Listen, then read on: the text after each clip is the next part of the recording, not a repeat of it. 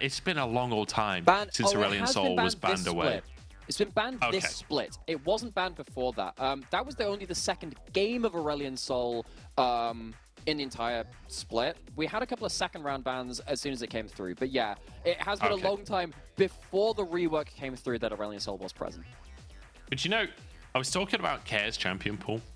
I was talking about how he came into the league and he was spamming Galio to start with, looked good on the Galio. Now he's bringing out Aurelion Sol.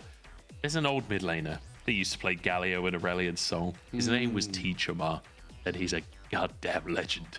Care bringing Teachamar vibes back to the LPL in FPX here. Let's look at the rest of these bans, as all 3 bans from EDG targeting Care. That is some serious respect as Jace, Vi, and LeBlanc taken off the board. I like you just like change the topic very quickly away from Munch story time yet again, teaching us the old magics of the LPL. Now this has slipped through the draft. We've seen a lot of our LPL junglers going back towards the tried and tested Lee Sin. It was banned away in that first game, as we were saying before.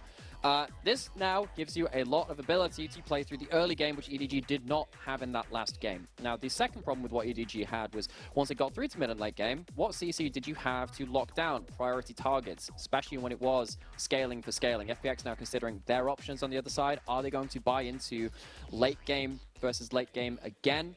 There is the option of something like the Xayah, the Zeri, both of which have been very powerful in the LPL. This would be a takeaway from Leave, even in that game, which was very hard to play out. Leave did about everything he could in his ability, so LWX going to take that away. Yeah, so we'll see where Leave is going to go without the Zeri. We've seen lots of different versions of Leave across the course of the split, where it's certainly not the only AD carry he's gone with, but behind Zeri, you got 12 picks on Zeri, and then there's 4 on Caitlyn, 4 on Lucian, 4 on Aphelios, 3 on Jhin.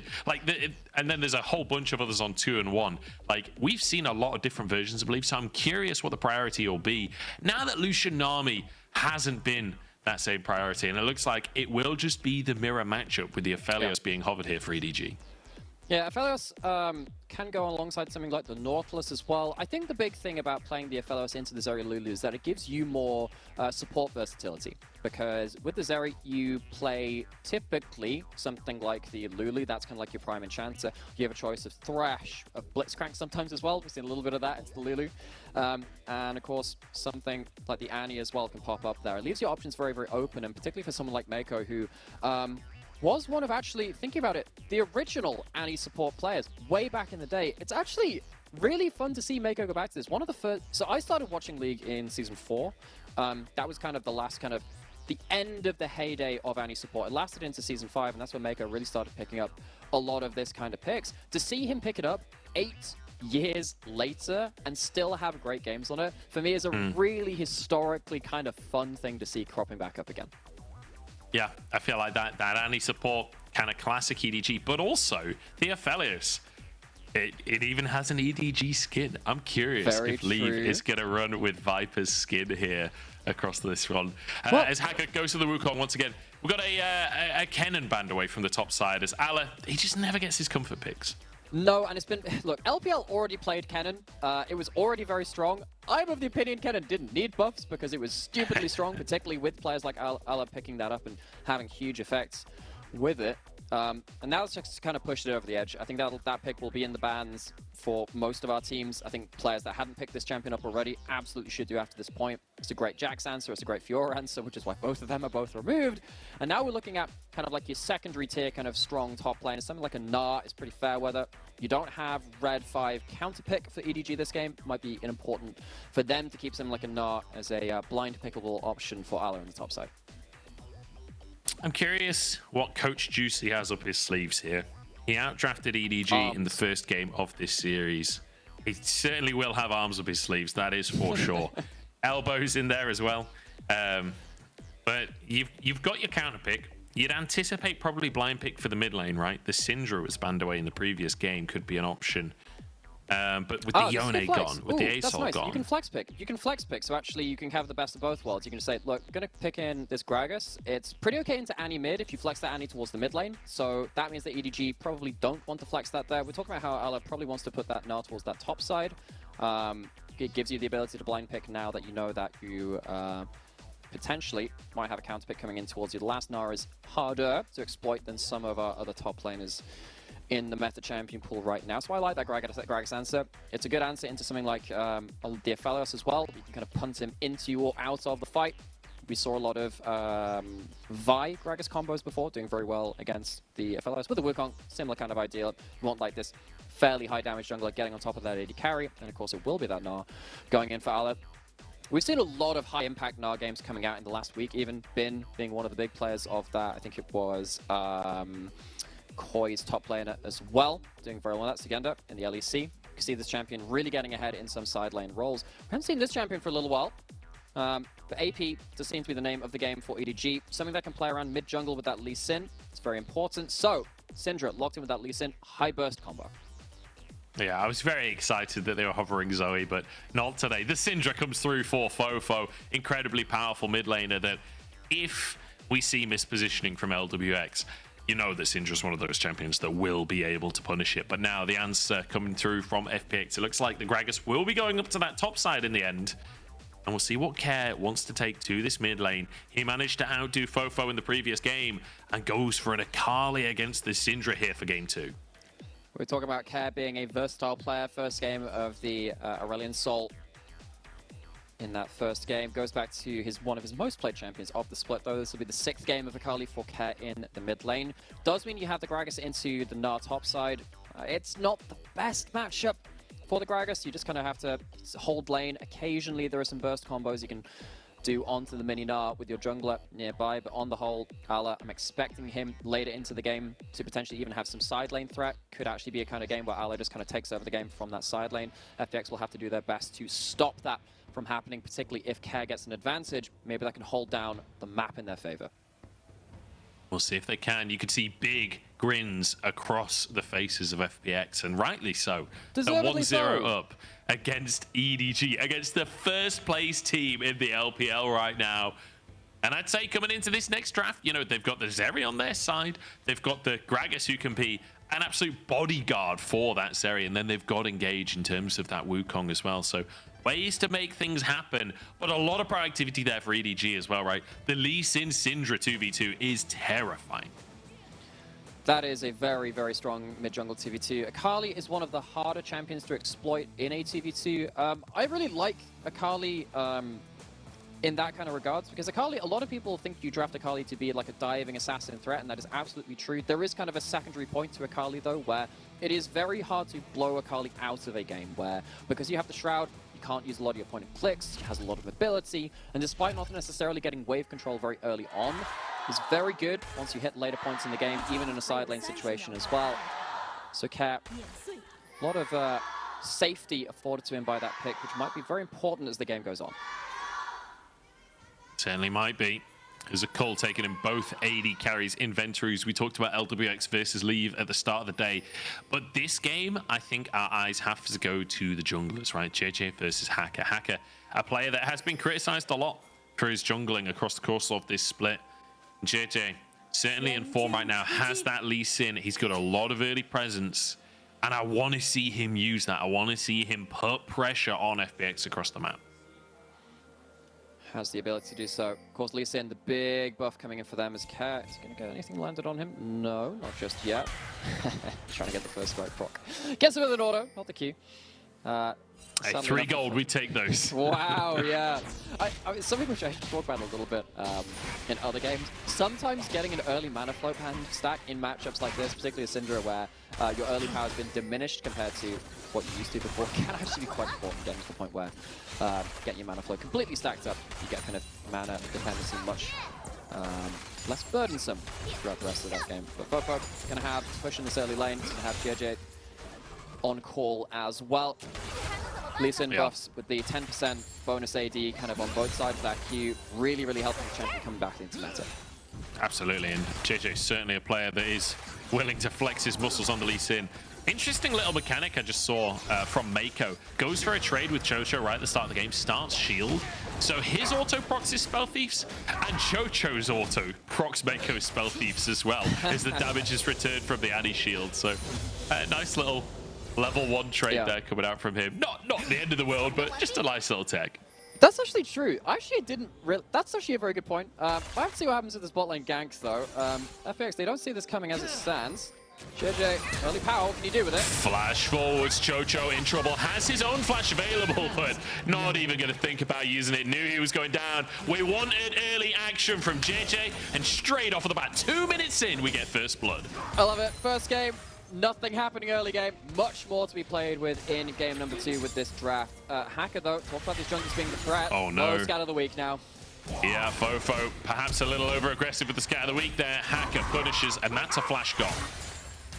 Fofo's going to take a splinter for him in rage. Say, I've hit you 2 abilities now. That'll give me some ability to scale up a little bit later into the game. Okay, going to land that E. I think the stun's back up now, though. I'm not sure we can follow that one through.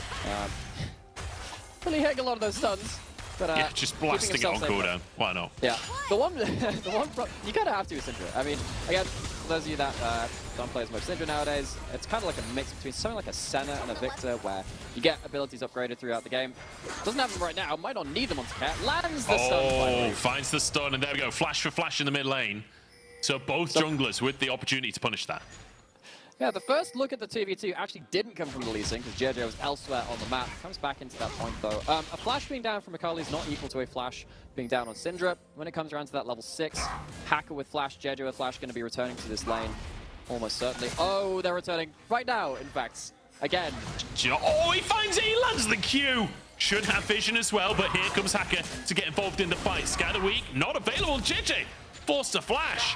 Okay, so 2 flashes for FPX for just the one of EDG.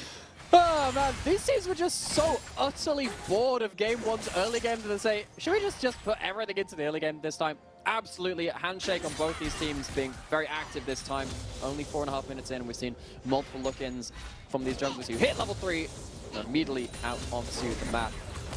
What this does mean, though, is that we don't have the same amount of kind of rigid vision control, I'm going to say. It's been a lot more opportunistic for both of these teams. Maybe that we'll see whether that affects something like a very early dragon take. Early dragons, of course, been one of the hallmarks of the meta. They give you good stats, and of course, they give the ability to fight around those objectives later into the game, threaten early soul points. I saw a really interesting thread from Molecule, actually, on Twitter, talking about whether or not you should finish off a Dragon Soul if you have Cloud or Chemtech Soul on the map. If you're ahead, putting Elder Dragon on the map is almost always a bad thing, because it's just a way that the enemy can come back in. He was talking about either delaying taking it or just letting your enemy take it and you threaten Baron instead. Really intelligent idea. And I was going to bring it up in the previous game, but EDG kind of lost control of that game, so it never came into play. I'll be looking at that throughout the day, though, to see if we have anyone following in kind. Yeah, Molecule is what you get when you have, like, a number of rare Atom fans in the same room. Like, they form into a big Molecule, by the way. Just in case anyone didn't know about that. Anyway, Molecule is a great person on Twitter. Really does investigate a lot of the stranger micro-interactions in League. You learn a lot through that kind of Twitter. Like, turns out you could actually pick up a Eye of the Herald by using a Hex Gate. That happened at the LCK, apparently. I have never seen that in my life. I have learned something today. Learning to see, though, what's going to happen with this Lee Sin a little bit later into the game. Does have a lot of that golden pocket. Lee Sin has a lot of buffs, of course, as we said, in recent patches as well. JJ is another player from EDG, which has started to return to old form. Couldn't really find a lot in that first game, though, but he's looking to see what he can do for his bot lane as the wave crashes. Yeah, trying to get into that bottom side. It's not going to happen, but Cloud Drake, the first one up, as Alec going behind enemy lines. Not entirely sure why. Not even looking to proxy, just... He has become Quinn behind enemy lines. Yeah, I guess so. I guess so. JJ starting the Drake off, but not deciding to commit to that one, as EDG decide they need to get back in their lanes, force their way through. Yeah. Flash is still down for these mid laners. Obviously a point of, I'm not going to say concern, but a point of interest. Maybe more concern for Fofo, because of course the Syndra, no other mobility in the kit. HYCAN has not found a way to really get himself onto the kill board just yet. Not at his first item yet either. Very interested to see what's going to happen around this Herald. Most of the time, I can look at a draft. You can look at a draft and you can say, this team probably has the strongest top side when you don't have items when you got your first ultimates of the game. In this game, it's fairly even. Good Gragas cast can threaten someone like Fofo. A good Gnar ult can threaten pretty much anyone. Of course, HYCAN and JJ, a lot of their own damage as well. So looking at the Herald, I think there is room for contest here. Yeah, could certainly be space for it. I've just been watching that bottom lane, and I feel like playing against Leaves Aphelios is like playing against a Misfortune, where you're just never allowed to stand behind the minion wave. Every single time, he's got an Infernum Auto ready to tap you with it. You can see LWX just slowly but surely getting chipped away at in that bottom side. Really, really. It's just so impressive to watch Leave laning as LWX forced to cleanse. Yeah, and this is why we're seeing much more of something like the Annie Aphelios lane. Annie's damage falls off as the game goes on, but in lane, it's still really annoying. And the Molten Shield giving shield and movement speed to Aphelios allows him to get up and do a lot more of that damage. Target acquisition, when he's got weird guns like this, can be a little lacking. Very low range. Molten Shield helps you get in range for it. So Leave, not on his Zeri. He's on the Aphelios, see what magic he can pull out from this champion as the game goes forward. I've seen his JJ. Does get that Drake. 1-0 for EDG, but again, a very, very slow game, which is exactly what EDG like. This is EDG's wheelhouse. This is their bread and butter of how they play. And this time, they're not against an Aphelios that's just going to win the game by itself. This time, FPX will have to find a way to win these fights. And I'm looking towards Care. I'm looking towards HYCAN. These two have a lot of playmaking ability. Now that they're both at that level 6 mark as well, we could see this Wukong try and get active on the map. I think he kind of has to an extent as well. As you can see, Fofo and Leave, they've got significant CS advantages themselves. HYCAN is still really the big go button for FPX. It's kind of the opposite of what EDG had last game. Stun lands, ease blown as well from Care. Does it just about... Minion block helps about that. I was wondering what was going to happen, whether we'd see a flash committed afterwards, because the Shuriken flip was cancelled out. Care would have had to blow flash to Mako. Not feeling it at that point for Syndra. Less early damage than pre-rework. Definitely scales it better into the late game. HYCAN's going to be spotted heading towards this bot side. Herald has not been contested by either of these teams. Instead, it's much more about keeping in those lanes, keeping that farm ticking, and making sure that LWX can get some of those plates on bot side. Yeah, LWX manages to get one plate for himself. It leaves here to finish off that wave and deny any further gold. A very close early game so far. And I'm curious now, Merritt, how are we looking in terms of like overall scaling? Because I feel like both teams have elements of scaling. Both teams can play out these team fights, but I feel like FPX's composition a little bit more execution heavy. I'm going to hold that thought as 2v2 turning into a 3v2. But HYCAN won't be able to make his way in. No anti-ultimate, not really able to turn around anything there. Particularly without cleanse being available for LWX, there's potential of a play coming through. Heal available for Chocho.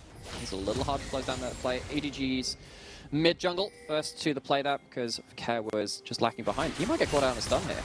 Yeah, he could be in big trouble. Just goes for the blast cone. It means JJ can't get over the wall. Jumps over to Fofo. The rest of FPX are moving over. A great kick to deny Care's entry into the play. Mako behind enemy lines, but I don't think he can commit to anything. Both teams playing close to a fight, but not willing to commit.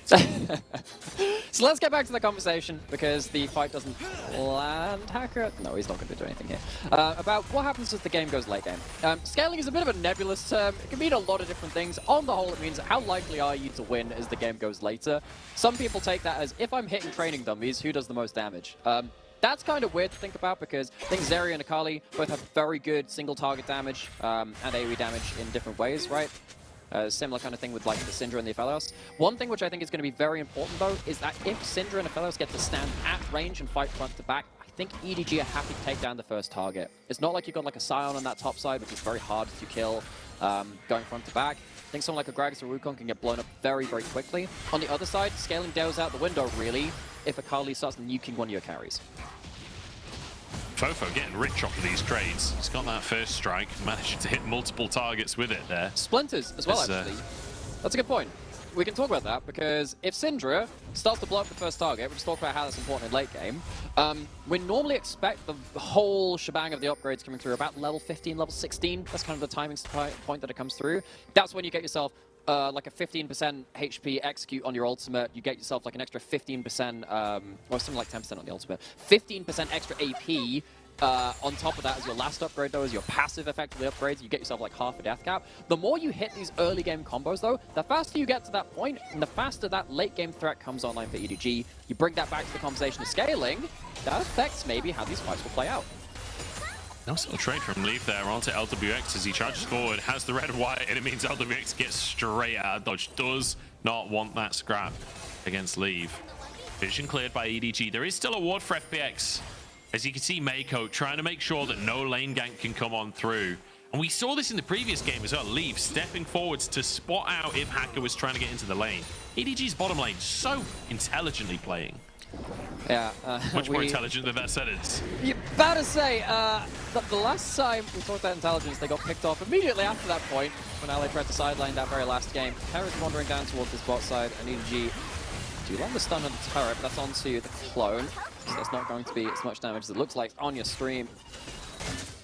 These teams both, again, compared to, well, I mean, even in the last game we saw it a lot, right? But struggling to find that initial bit of CC, which actually leads to 100-0. It's very hard to finish off kills in this game, at least for this point in time. Maybe things change a little bit when you get around to grouped objectives and someone like Gragas or Gnar starts coming into the equation. But someone like just a Lee Sin, just a Wukong going forwards, harder for them to land a knockout punch against these kind of compositions. Yeah, unless we get a big anti-stun followed up by JJ getting in there and managing to find his kick. It's going to be difficult, like you say, to find that follow-up. Ala getting in behind Xiaolahu here. He's going to miss a wave if he commits too hard to this trade. Looks like he will back away, favoring the minions in the end, but loses a couple of CS for that one. But in the meantime, EDG will be able to get their second drink. Yeah, FPX don't want to get this up. Yeah, they don't want to give this up, FPX, because if you give up those 2 early dragons, we know what that means in terms of forcing them into fights. So it's going to be a fight towards the bot side of the map.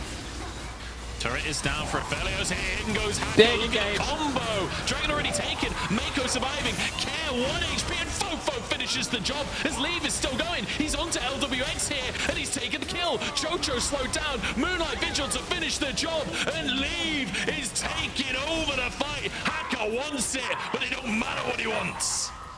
Leave doing so much damage, it breaks the map again as the next Rift loads. Chemtech Dragon onto the Rift. EDG, they get themselves the Dragon, and FPX, they don't find the engage that they need. They don't catch Fofo and Leave earlier enough. And those carries, they've already got enough damage to make FPX sweat. Not going to be nearly as easy to play out these 5v5s as that last game.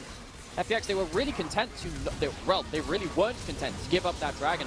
They almost get their dive combo off, but the dive combo is onto Mako and it's not onto Fofo and Leave. If those two are alive to do damage, the turnaround is insane. With rifle turrets as well for the Aphelios, gives you those auto-attack resets, stacking up chakrams, very high damage. We often talk a lot about the red-white, the Severin Crescendum, but the green on top of it is incredibly powerful too as a combo.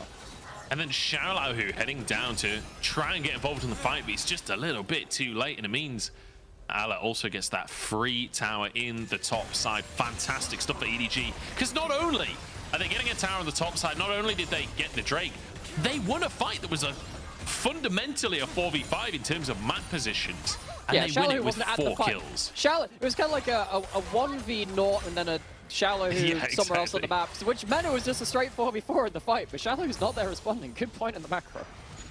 Yeah, so EDG actually getting a tier 1 on the bottom side as well, building themselves a massive lead, 5,000 gold at the 16-minute mark.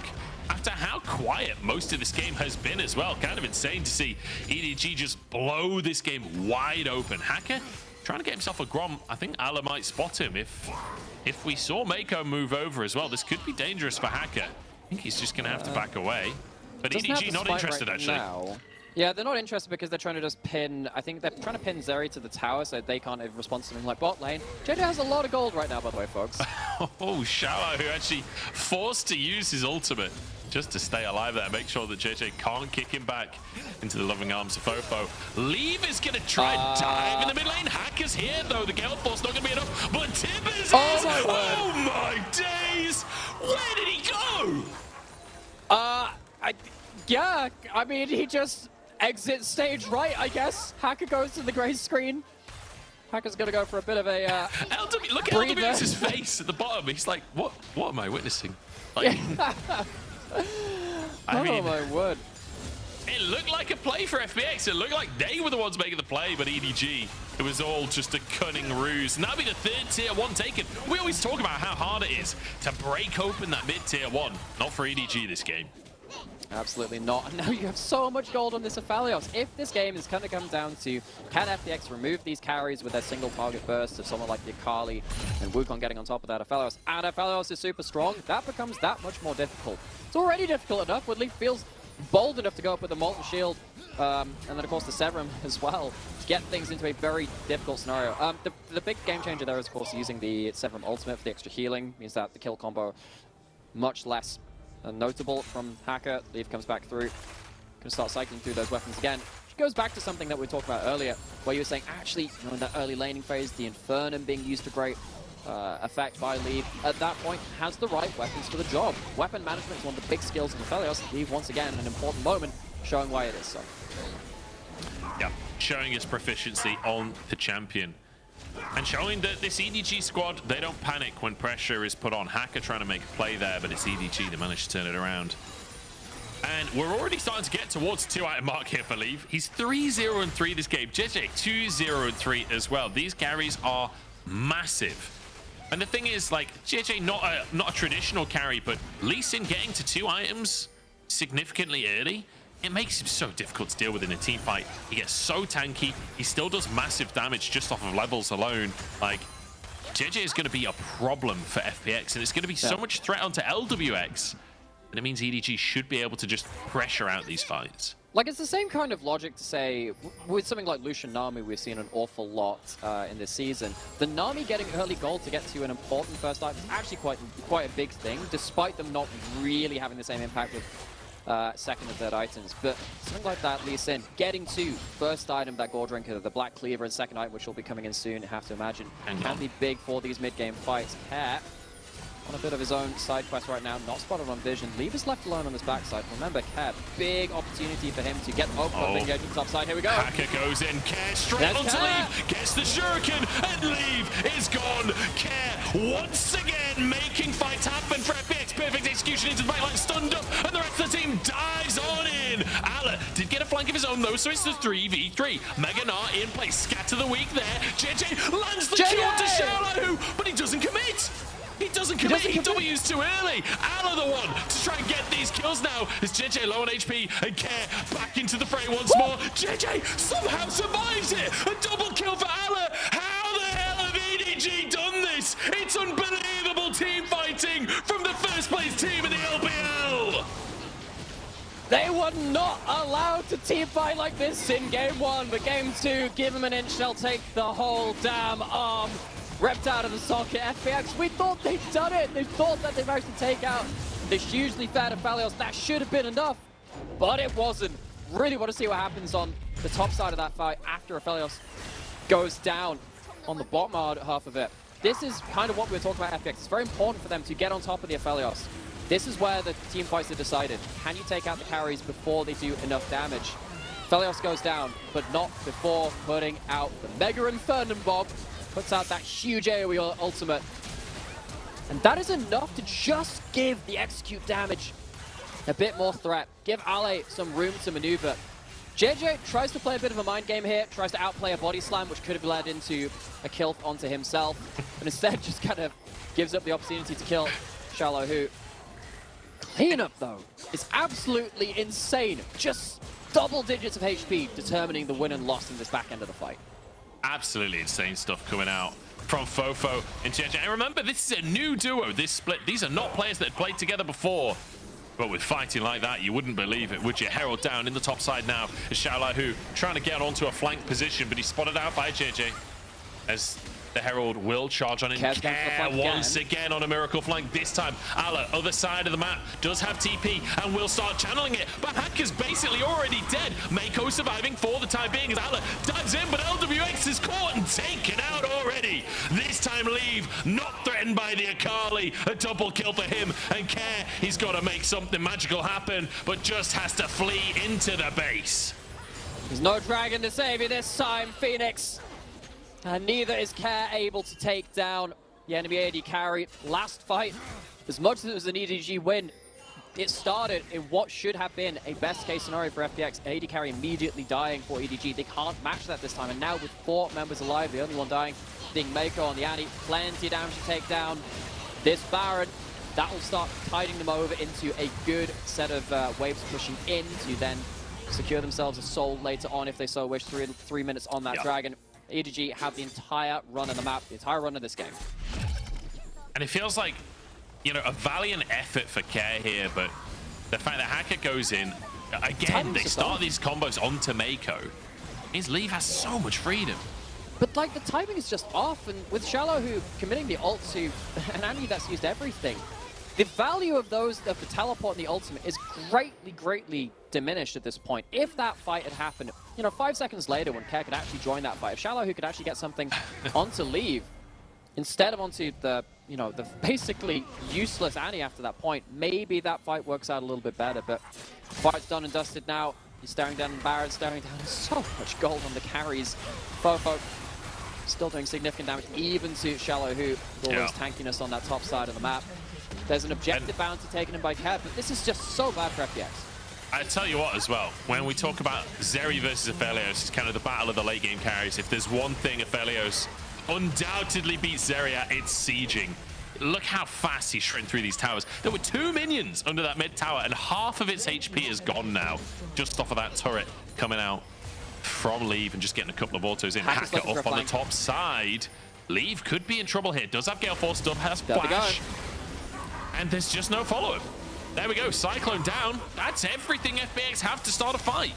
Yeah, Leave pops the heal, and he's done with it at that point. At this point, you have to be super careful with the turnaround. It's not the highest DPS weapons, but the burst from the Infernum, very high. Carecord on the spot side has to force the ult to flash out to get out as well. FPX losing tools for imprecise engagements. I mean, this is excruciating for FPX. They are just being slowly but surely suffocated out of this game. And Ala, I feel like he's having more impact as Mini-Nav than Mega this game, as he just goes toe-to-toe with LWX. He is an AD carry too, and he sure as hell ain't afraid to show it. One inhib down in the mid lane, looking for bottom inhib as well. And remember, that top tower is paper. Xiaolao, who just annihilated an EDG in 25 minutes. They have shown us why they are the first place team in the league. FPX managed to show them something special in game number 1, and they are repaying in kind. Leave wanting a little bit more with his Infernum, but it's not gonna matter. The Gravitum to keep them on the fountain. They try for one last ditch effort, but Leave flashes out and just shreds the health bars instead. The Nexus falls, and EDG remind us why they are in first place. Game 1, hopefully just a blip on the radar for EDG, their fans.